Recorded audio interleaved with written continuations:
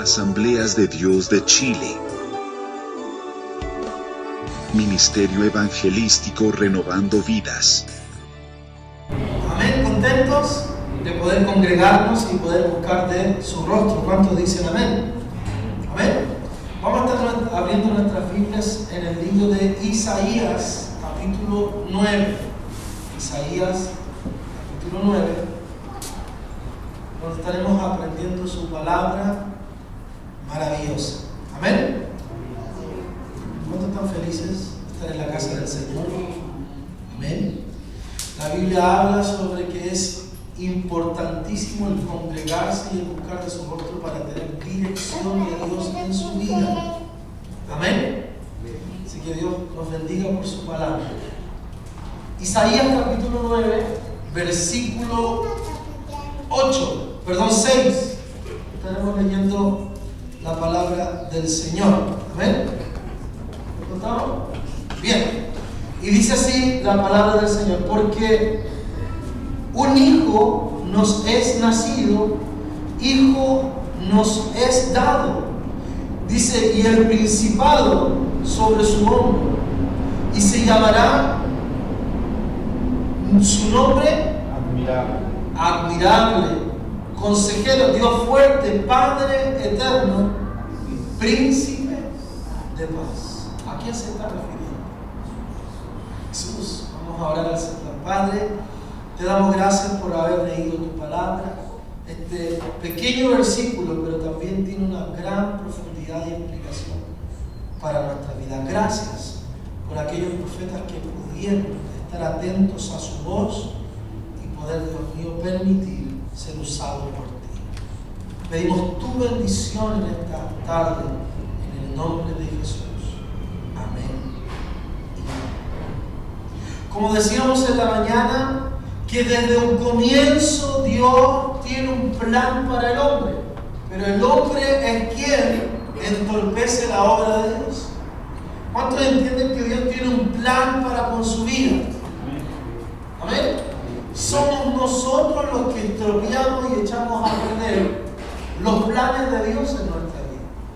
Dios tiene todo bien coordinado, todo bien hecho, pero somos nosotros los que ponemos tropiezo a la obra de Dios. ¿Cuántos dicen amén a eso?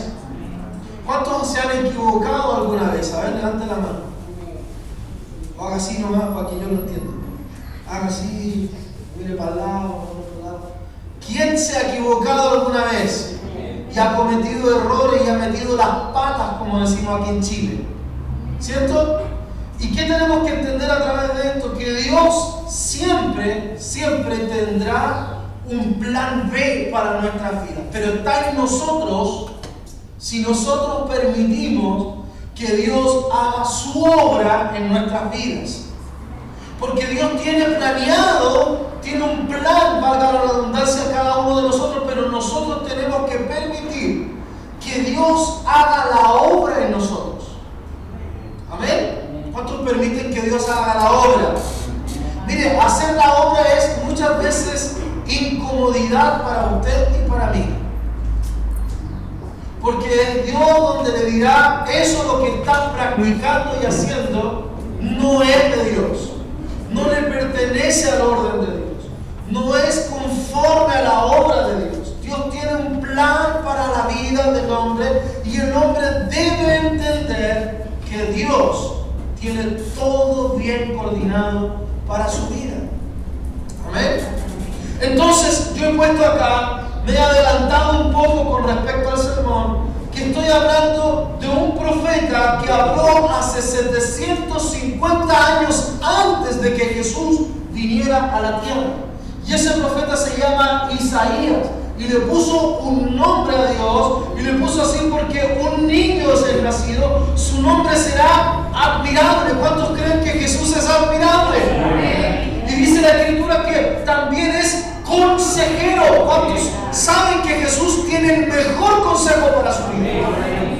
Pero el mejor no es el único, tal vez, porque este mundo aconseja. ¿Cuántos dicen amén? Este mundo aconseja, pero aconseja para mal. ¿O no? Porque todo lo que aconseja es para este momento, para la tierra, para su planeta. para su momento, el hoy y ahora. Pero Dios siempre aconsejará para futuro. Siempre querrá ver su bienestar de hoy y el bienestar de mañana. Por eso dice que Él es admirable, porque dan ganas de ser como Él. ¿Cuántos quieren ser como Jesús? ¡Aleluya! Entonces dice la Escritura que también Él es consejero, Dios fuerte. ¿Cuántos dicen amén? Él es fuerte, Él es poderoso. Pregunto aquí a mis hermanos, a ustedes mismos, y si usted quiere le pregunto al que está a su lado: ¿habrá algo imposible para Dios? Pregúntele al que está a su lado: ¿habrá algo imposible para Dios? Aunque se moleste está al lado, da lo mismo. Hermanos, ¿qué tenemos que entender acá? Que la vida de Cristo, la enseñanza de la palabra muchas veces le va a incomodar su vida. ¿Por qué? Porque Dios le va a dar a donde más a usted le falta. ¿O no? ¿A cuánto le falta? Tráeme más, a ver, voy a preguntar de nuevo. ¿A cuánto le falta? Vale, ahí entendí, va a ser que el problema es el micrófono. ¿A cuánto le falta de Dios a todos nosotros en muchas áreas? La semana pasada hablamos sobre el matrimonio. ¿A cuánto le falta cosas en el matrimonio? Mire, hermano, si una vez yo estuve, después no vamos a editar esto, por si acaso. Yo estuve una vez en una consejería matrimonial, y esto lo puedo contar porque hubo restauración de esto, y el hermano discutía con la hermana. ¿Cuánto le ha pasado alguna vez eso? A ver, alguna vez. ¿Que ha discutido alguna vez? Una vez al año por lo menos, ¿no? Eso no pasa acá, ¿cierto? No. Bueno, y una vez estaban discutiendo y se sacaban en cara una al otro las cosas. ¿Quién se ha sacado alguna vez en cara? ¿Y qué tú? ¿Qué? ¿O no? ¿Le ha pasado? Bueno, yo sé que no le ha pasado a nadie acá, pero voy a contar ese tema. Y yo le dije así: mire, yo voy a venir en la noche. ¿Cómo a qué hora se acuestan? Me dijo: no, como a las 10, a las 11. Ya, voy a venir a las 10, a las 11. Y me voy a acostar al medio de ustedes. Yo voy a acostar ahí tranquilito nomás. Porque eso era lo otro. Que uno se acostaba para allá, mirando para allá, y el otro se acostaba para allá. Y no se hablaban. Entonces yo le dije: ¿qué es lo que quiere el enemigo? ¿Cuántos entienden que usted y yo tenemos a un enemigo que odia a Jesús y odia todo lo que ha creado Jesús y todo lo que ha salvado Jesús? ¿A cuánto lo salvó Jesús? Amén. Aleluya. Entonces, le odia a usted y me odia a mí. Se llama Satanás, el diablo, que el Señor nos reprenda 1000 veces. Amén. Amén. Entonces yo le dije: el que está entre medio de ustedes hoy se llama chamuco, el diablo.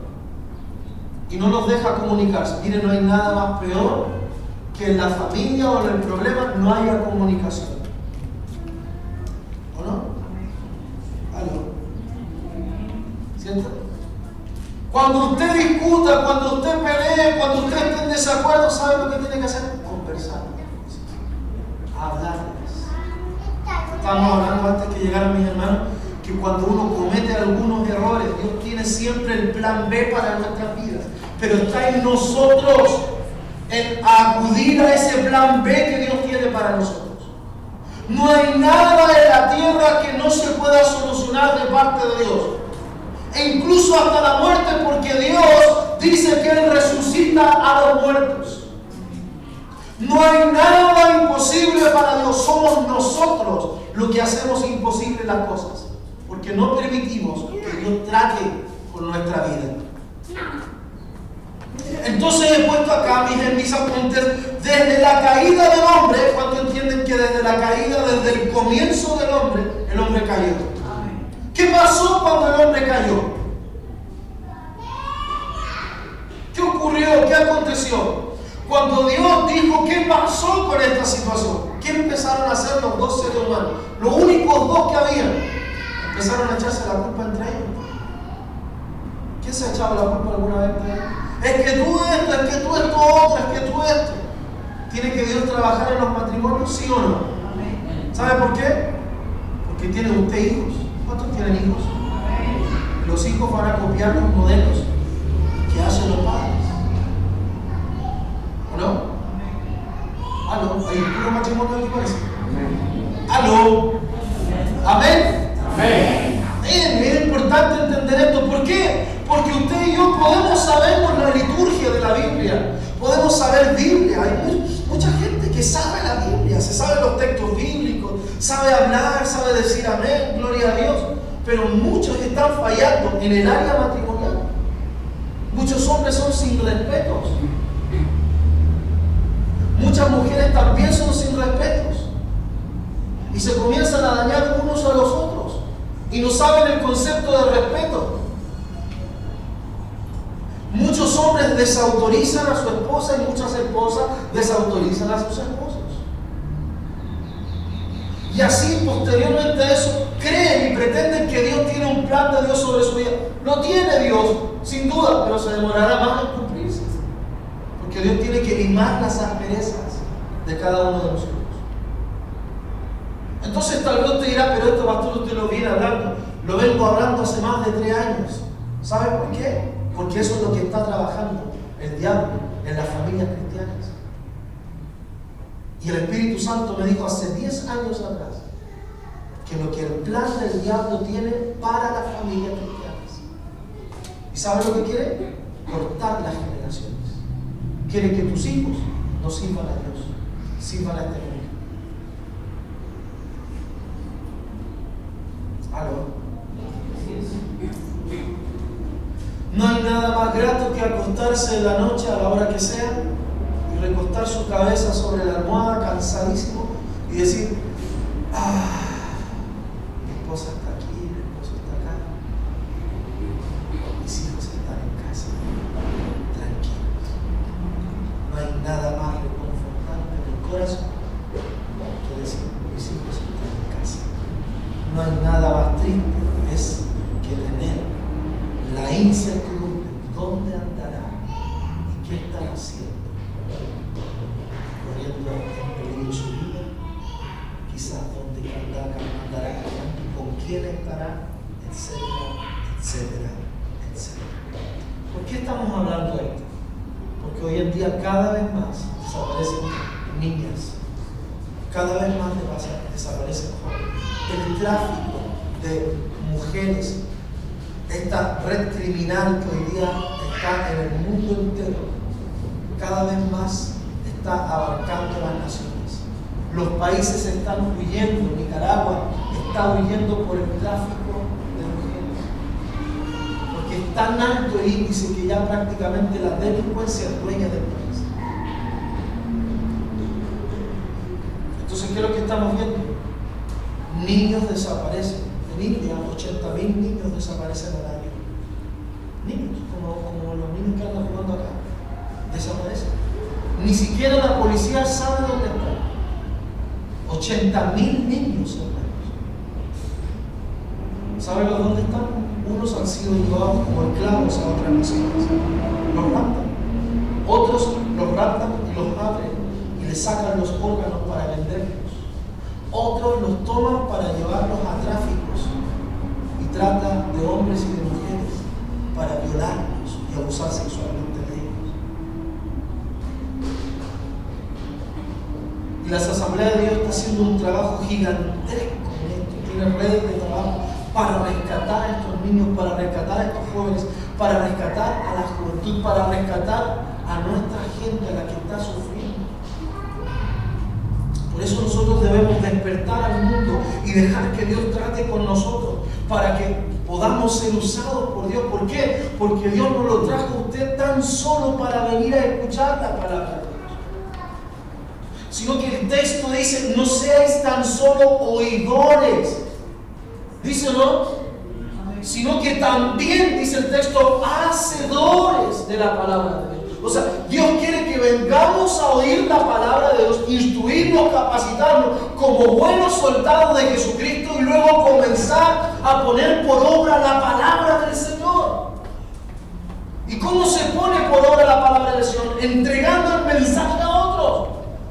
Hay gente que hoy en día día está sufriendo, hermanos míos, está sufriendo por la situación de su hogar, por la situación del entorno donde vive, por muchas situaciones. Y nosotros, Dios nos está capacitando para ir en ayuda de esas personas.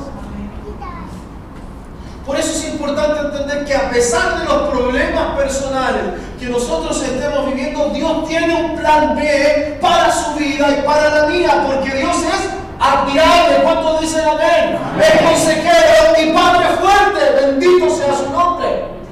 Él es Padre fuerte, Él es Dios fuerte, Él tiene el plan muy coordinado para nosotros, pero nosotros tenemos que permitir que Dios trate con nosotros. ¿Qué es lo que tiene que cambiar usted? ¿Qué es lo que entorpece la obra de Dios? Muchas cosas, ¿cierto? Algunas veces la flojera. ¿Conocen la flojera? ¿La conocen, no? Muchas veces la pereza espiritual. Muchas veces el tema de que no, que yo no sé mucho. No, si Dios no está pidiendo que sepa mucho, está pidiendo que usted se le imponga en las manos de Dios. Que usted diga, Señor, envíame aquí, envíame a mí, y Dios le capacitará, Dios le entregará las herramientas, Dios le dará la palabra para aquella persona que necesita de Dios. ¿Cuántos creen que Dios puede usarlo a usted? Porque Dios también tiene el plan coordinado para su vida y para los suyos. Entonces, ¿qué debemos entender a través de la palabra? Dios nos dice a través del profeta Isaías que Él es así, es admirable, es adorable, es consejero, Dios fuerte, Padre bueno, príncipe de paz. Príncipe de paz. Donde Él esté, habrá paz. Si esta semana fue difícil su día, no hubo paz.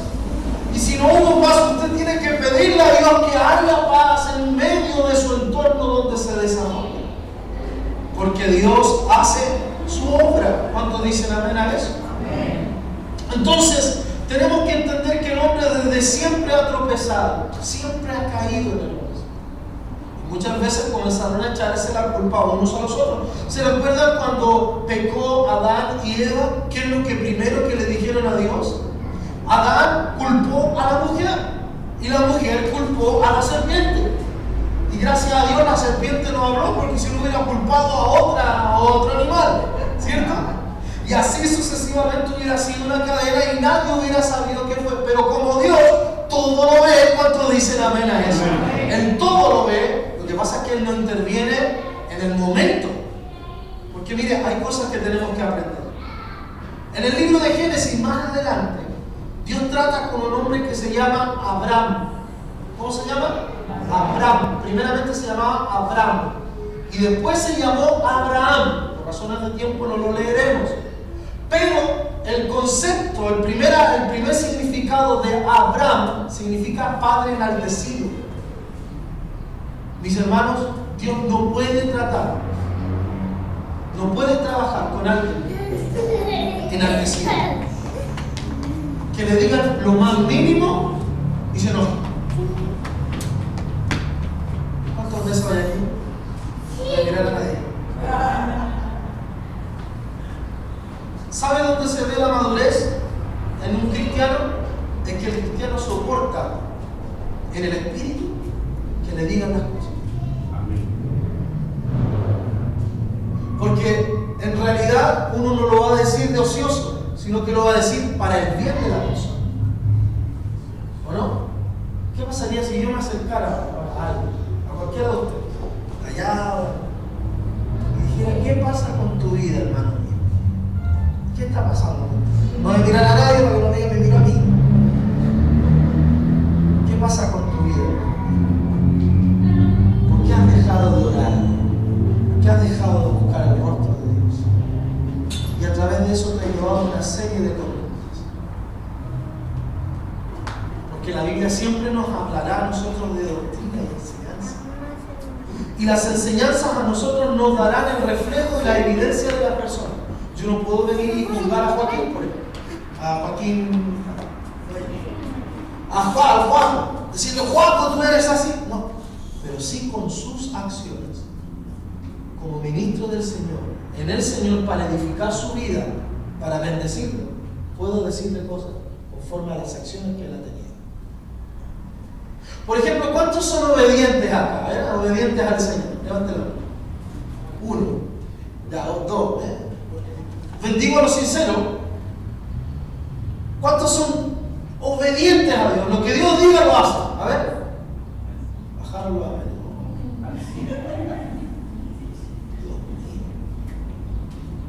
¿Sabe lo que significa obediencia realmente? No es decir amén, gloria a Dios, aleluya. Eso es parte de la obediencia. De confirmar el mensaje, de creer, de que esa promesa es para mí. La obediencia, ¿sabe lo que significa? Es tener temor de Dios. Cuando una persona tiene temor de Dios, es obediente. Cuando una persona no tiene temor de Dios, no es obediente. Porque no respeta la verdad bíblica. Hermano, la Escritura a nosotros nos llevará, como dije hace unos minutos, nos llevará a que muchas veces nos incomode la verdad. Que nos vamos a querer parar y lo que diga el predicador decimos, bueno, ¿para qué vine? Mejor me voy. Porque la realidad es la palabra nos confronta no tan solo nuestra vida que nosotros aparentamos ser, porque usted aparenta ser una realidad, ¿cierto? ¿O no? Usted es una personalidad, yo tengo una personalidad. Hola, ¿cómo está? ¿Quién ha dicho, no, estoy súper mal? ¿Quién ha dicho eso alguna vez? ¿Cómo nos saludamos nosotros? ¿Cómo está, hermano? Súper bien, ¿o no? Y muchas veces ocurre eso en la práctica, pero en la realidad no es esa. Dios quiere que nosotros logremos como hijos de Dios. Y aquí no estoy hablando de vestimenta, no estoy hablando de un formato, de gloria a Dios, aleluya. No estoy hablando de que usted tenga un formato cristiano evangélico. Estoy hablando de que usted sea un verdadero cristiano, que crea en lo que dice la palabra y la practique la palabra. Amén. La palabra se practica, ¿o no? Porque el Evangelio, si usted lee Mateo, Marcos, Lucas y Juan, usted lee que la palabra, cuando el Señor caminó, enseñó e hizo. Dos cosas, enseñaba y hacía. Él no se quedó ahí esperando que la palabra se cumpliera, no. Él enseñaba y se hacía. Entonces, el Evangelio práctico consiste en leer la palabra y practicarla. Amén. ¿Cuántos dicen amén? Amén? Y eso es lo que cuesta. Porque si su carácter fue formado de una forma inadecuada, Dios tiene que volver a formarlo. ¿O no? ¿Cuántos nos enseñaron acá en Chile? Hay un dicho que dice que los hombres no lloran. Así se dice aquí en Chile. Que los hombres no lloran también. Los hombres no lloran. Y si vemos a un hombre llorando, es como medio rara la cosa, ¿no? ¿O no? Porque nos dan a entender que las lágrimas son señal de debilidad. Y al contrario, cuando uno es débil, Dios se hace fuerte en uno. Por eso Dios sensibiliza nuestro corazón. Y tenemos que entender que Dios va a sensibilizar el corazón en nuestras vidas porque nos ama, primeramente, eso tenemos que entender. Y cuando uno ama, el Señor dio todo, ¿cierto? Entonces, si Él te dio todo a ti, Él no te va a pedir algunas cosas más. Te va a pedir todo. ¿O no? Entonces, si Él te ama, te va a corregir. ¿O no? ¿A cuánto le gustaría ser corregidos hoy día? Con un cinturón de cuero así de grueso. ¿Ah? Y que saque roncha. Y que usted se vaya ahí cojeando ahí. ¿Prefiere irse así, corregido? ¿O dice sin corregirse? ¿Ah? Corregido. Porque Dios tiene un plan para su vida. ¿Sabe lo que Él quiere privar por usted? Lo hablamos en la mañana en Maipú. Del quebrantamiento de la vida. Porque el quebrantamiento de la vida traspasa los corazones. Provoca marcas muy fuertes que son muy difíciles de borrar. Muy difíciles de sanar. Me atrevo a decir que solamente el Espíritu Santo en su tiempo, porque no hay instantáneo tampoco, en su tiempo Dios sana. Pero en su tiempo cuesta mucho sanar. Porque los quebrantamientos, hay dos tipos de quebrantamientos en el ser humano. Uno que uno mismo lo busca. Uno mismo, mire que es como irrisorio el tema, contradictorio, pero es la realidad. Uno mismo como ser humano busca ser quebrantado en la vida, que este mundo te quebrante. Y otro quebranto es el quebranto de Dios, que Dios te mete para ser probado. Aquí estamos viendo a través de esto el libro de Génesis. Y en el capítulo 22, antes, en el capítulo 12, Dios le da una ordenanza a Abraham. Le dice: vete de tu parentela, sal de donde tú vives y vete al lugar que yo te llevaré para que puedas tú hacer tu vida. Y en el capítulo 22, nuevamente le habla y le pide algo. Le dice: ahora dame a tu hijo, a tu único hijo, lo que más tú aprecias. ¿Cuántos de los que estamos acá verdaderamente daríamos a nuestro hijo? ¿Lo haríamos? ¿A quién más? Porque siempre hay un regalo. El que tiene más de uno sabe lo que le estoy diciendo. Siempre hay un regalo. ¿Quién es el regalo aquí? A ver, ¿qué me puede decir? Mi regalo es tal, a ver. ¿Ah? Es que están todos aquí, pero Sandoval no pueden decir, pero van a caer. Ya, pues acá lo. ¿Ah? El que tiene 16, ¿cómo se llama? Carlos Manuel, eso. Carlos Manuel es el regalo, si Dios te lo pide. ¿Estás seguro de lo que piensas? ¿Y tú, Carlos?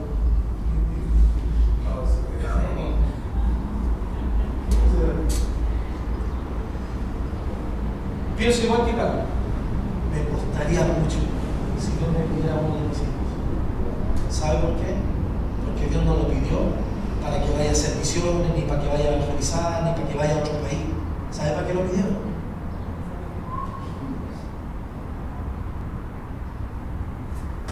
¿Y sabe lo que respondió Abraham?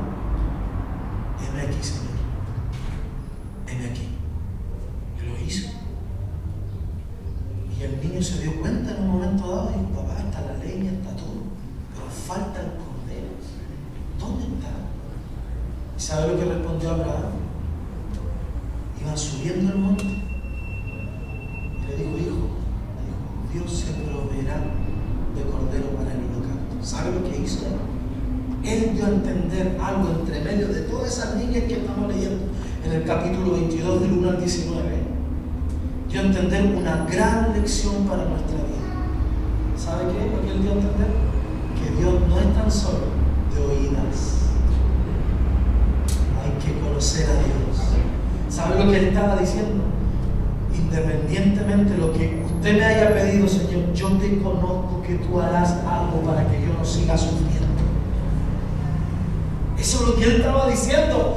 Y él, a pesar de la ordenanza que Dios le había dado, le dijo a su hijo: hijo, Dios se proveerá de cordero. Le estaba dando a entender: el mismo Dios que me ha pedido para sacrificarte, Él me restaurará, Él me sanará, Él sacará de donde no hay para ayudarme en este momento tan difícil de mi vida en aflicción. ¿Cuántos creen que ese Dios, el que vivió Abraham, es el mismo Dios al cual tú sirves? Es el mismo Dios al cual tú caminas y tú crees cada día en Él. Si usted hoy día está en aflicción y no sabe qué hacer, déjeme decirle que Dios se proveerá de cordero para su vida.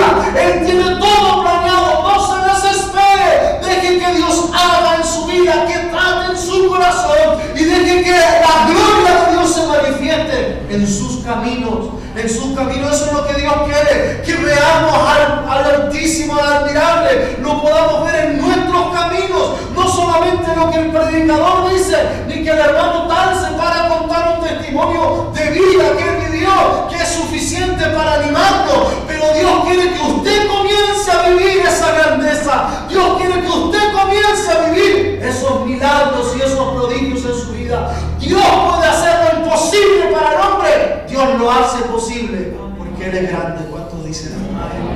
Él es grande y Él es sublime y Él es poderoso. Y en ese trayecto el Señor le dio la victoria a ese hombre de fe. ¿Cuántos hombres quieren ser de fe y mujeres de fe en esta mañana, en esta noche, para la gloria de su nombre. Como he dicho siempre, Dios tiene un plan para con nuestras vidas. Él no nos llama por casualidad. No está Carlos Julio por casualidad. Joaquín no está por casualidad. Pat no está por casualidad. Alex, César no está por casualidad. Mis hermanos amados no están por casualidad. Dios tiene algo con ustedes y tenemos que entender que Dios tiene un plan para con nuestras vidas. Desde los comienzos de la historia del hombre, Dios ha demostrado su amor para con nosotros. ¿Cuántos dicen amén? Dios tiene un plan. Dice, si no terminamos con nada aquí en esta tierra, pues muchas veces eso es lo que esperamos nosotros, ¿no? Trabajamos para aquello, trabajamos y hacemos cosas para aquello. Mire, dice, he puesto aquí en mis notas, si no tuviéramos nada o no termináramos con nada aquí en esta tierra, podríamos decir que lo tenemos todo. ¿Sabe por qué? Porque primeramente tenemos a Jesús en nuestra vida. ¿Usted tiene a Jesús? Lo tiene todo, dice la Escritura. Dice, tenemos vida eterna, tenemos su providencia, tenemos protección. En otras palabras, lo tenemos todo. ¿Cuántos tienen a ese Dios bueno? Amén. Vamos a ponernos aquí y vamos a orar al Señor. Dios no rechaza oración. Oración es alimento.